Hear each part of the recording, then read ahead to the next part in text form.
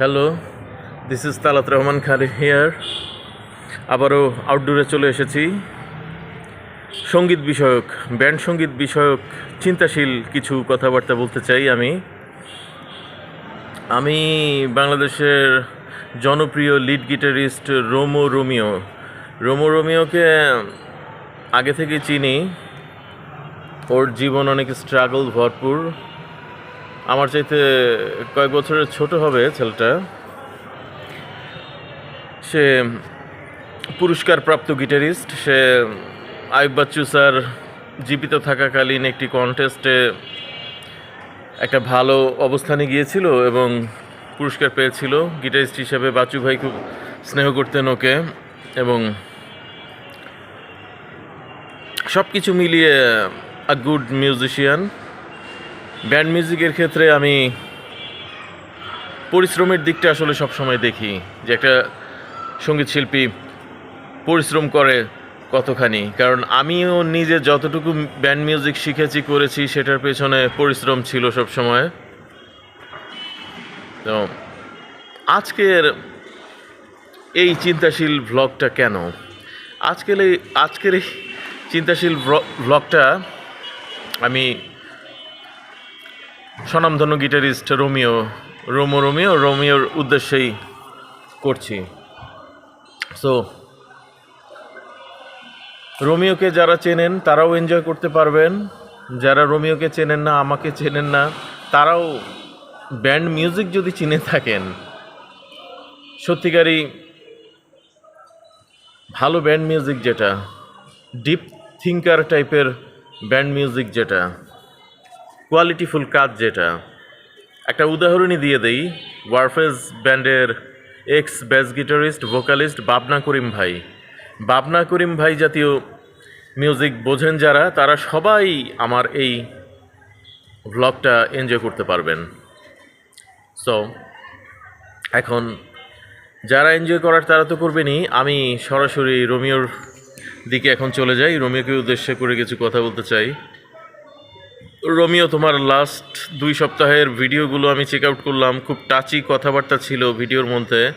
তুমি তোমার জীবনের খুব কষ্টের ইতিহাসগুলো বলেছ। আমি জিনিসটা রিলেট করতে পারলাম, কারণ আমারও এইরকম কষ্টের গল্প আছে ফ্যামিলি নিয়ে। আমি তো সেই রকম বিশেষ কেউ নই বা ফেমাস কেউ নই, এই কারণে আমি ইউটিউব প্ল্যাটফর্মে এসে পুরো গল্প আমি বলতে পারি না তোমার মতো করে, তুমি যেভাবে বলেছ।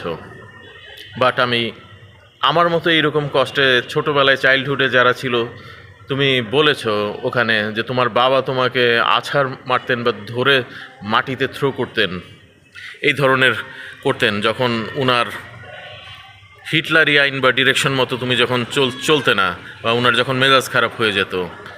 সো যাই হোক, এই ধরনের ব্যাপার স্যাপারগুলো আমিও রিলেট করতে পারি আমার জীবন দিয়ে তোমার সাথে। এই কারণে আমি তোমার ওই ভিডিওগুলো যখন দেখছিলাম তখনই ভেবেছিলাম আমি একটা ভিডিও আমার তালাত কনসার্ট 1996 এই জায়গাটি থেকে তৈরি করব। এখানে আসলে যদিও এটা আমার 25টা গানের মিউজিক ভিডিও পরপর আপলোড করার একটা প্ল্যাটফর্মই ছিল এটা, কিন্তু কিছু ফিনান্সিয়াল বোঝই তো, ক্রাইসিসের কারণে প্রজেক্টটা আপাতত ফ্রিজ হয়ে গেছে। ইনশাল্লাহ আল্লাহ রাব্বুল আলামিন চাইলে শুরু হয়ে যাবে যে কোনো সময়। আমার জীবনেতেও আসলে অনেক স্ট্রাগল। আমি চ্যাট জিপিটিতে কথা বলে এখন আমি বুঝতে পারছি যে আমার জীবনের শুরুর স্ট্রাগলটা 16-17 বছর বয়স থেকে আমি যখন যুদ্ধটা শুরু করি, আমার আসলে কি কি জিনিসের অভাব ছিল। আমার অভাব ছিল একটা প্রপার ম্যাপের, এই সমাজের ম্যাপটা আসলে কোন মানুষগুলো কেমন, এইটাই আমি আসলে বুঝতে পারিনি লম্বা সময় পর্যন্ত। সো এইসব নানান কারণে, যাই হোক, আমি মনে হয় প্রসঙ্গ থেকে সরে গেছি। এখন সরাসরি তোমার সাথে কথা বলি। রোমিও,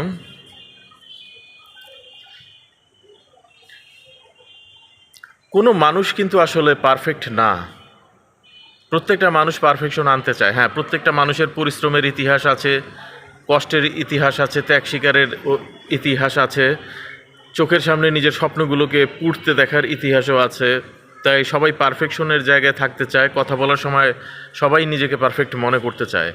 কিন্তু আরেকজনের পয়েন্ট অফ ভিউ থেকে ভেবে দেখা উচিত। রোমিও, তুমি যেহেতু চিন্তাশীল কথাবার্তা বলা শুরু করেছো এবং একাধিক ভিডিও দিয়েছো, এই কারণে আমি এখন স্বপ্রণোদিত হয়েই তোমার জন্য ভিডিও বানাচ্ছি এবং এই কথাগুলো আমি বলছি আমার প্ল্যাটফর্ম থেকে। যারা ভালো গিটারিস্ট না, বা তোমার চোখে মনে হয় যারা ফাঁকি দিয়েছে, তাদেরকে তুমি মানুষই মনে করতে চাইছো না Romeo. This is not good basically bro, এটা ঠিক না।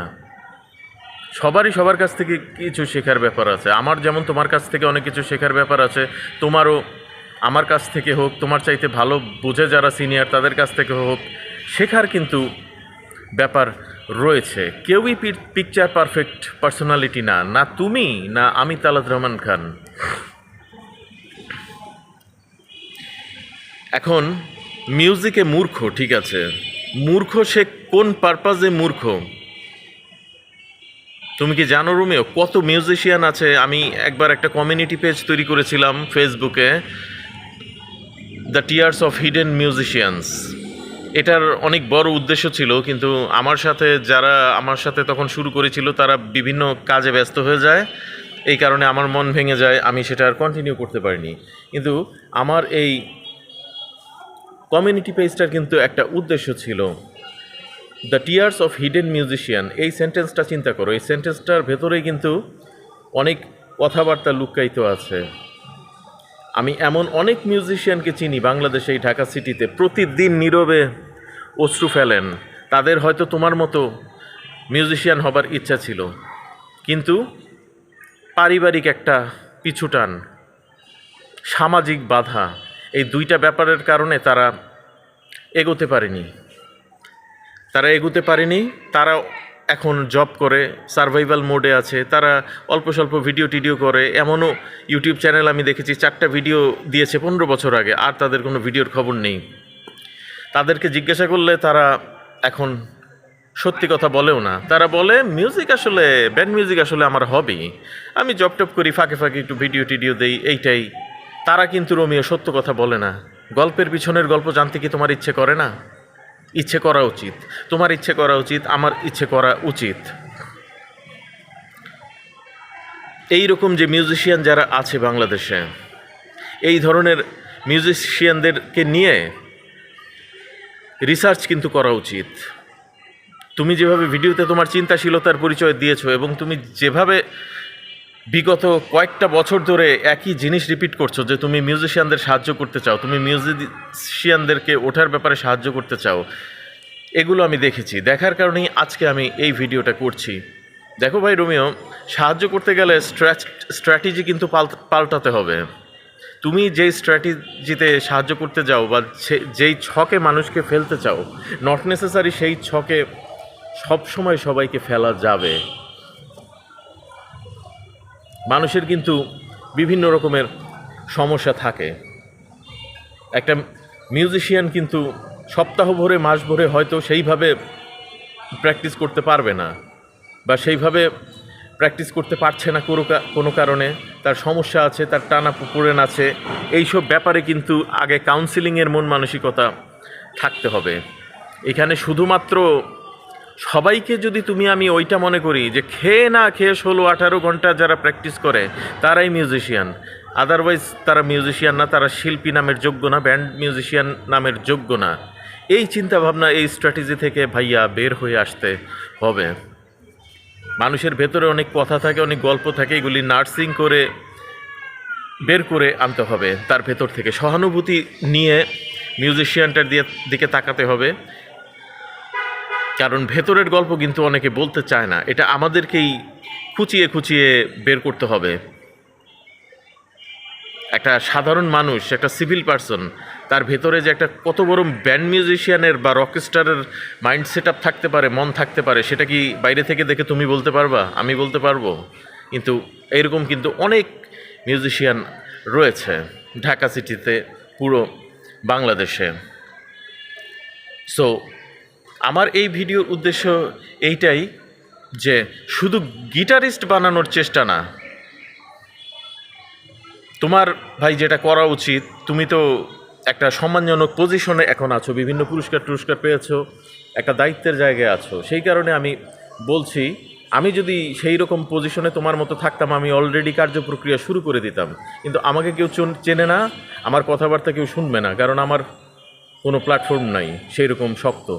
তাই আমি তোমাকে এই জিনিসটা একটা প্রপোজাল রাখছি, তুমি প্রতি বছর অন্তত এমন একটা মিউজিশিয়ানকে আপব্রিঙ্গিং করো, বা ছোট্ট করে হোক, যতটুকু তার যোগ্যতার লেভেল বা তোমার যোগ্যতার লেভেল সব কিছুর একটা সম্মিলন ঘটিয়ে তাকে ছোট্ট একটা প্ল্যাটফর্ম দেওয়ার চেষ্টা করো প্রত্যেক বছর। এমন একটা মিউজিশিয়ান, হতে পারে সে ভোকালিস্ট, হতে পারে সে লিড গিটারিস্ট, হতে পারে সে কিবোর্ডিস্ট, বা হতে পারে সে একজন স্ট্রাগলিং ড্রামার, যে কোনো বয়সের কিন্তু সে হতে পারে।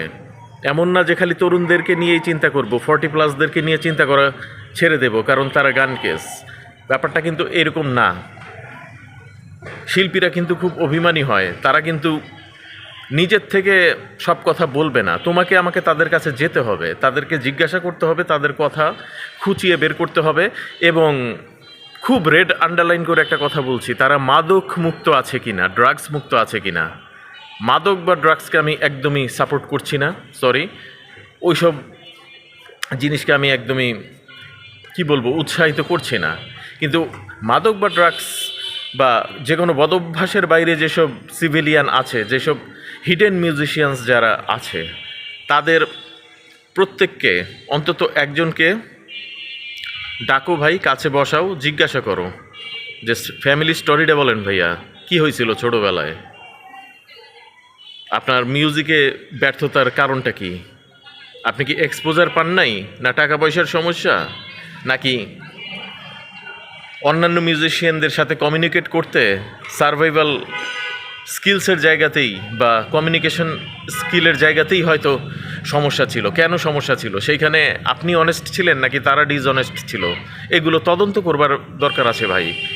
তদন্তের ব্যাপার আছে, তদন্ত করে একটা মায়া মমতা বা নার্সিংয়ের ব্যাপার আছে, এবং তারপর সেই মিউজিশিয়ানটাকে কিভাবে প্রতিষ্ঠিত করে দেয়া যায়, সেটা তোমার প্ল্যাটফর্ম থেকে হোক, তার নিজের ইউটিউব চ্যানেল খুলে দিয়ে হোক, কিভাবে তাকে মিডিয়ার সামনে আনা যায়। এবং এখানে কমার্শিয়াল এবং নন কমার্শিয়াল নির্বিশেষে এই চিন্তাটা করতে হবে।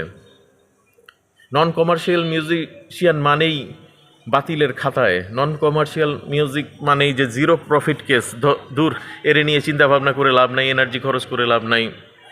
এই রকম স্ট্র্যাটেজি থেকে ভাইয়া বের হয়ে আসতে হবে। প্রতি বছর এইরকম একটা ব্যান্ড মিউজিশিয়ানকে, একটা রক মিউজিশিয়ানকে তুমি যদি বাংলাদেশে রিপ্রেজেন্ট করতে পারো, তুলে আনতে পারো, এবং শুধু ইউটিউবে এসে নিজের কষ্টের ইতিহাস বললেই হবে না ভাই।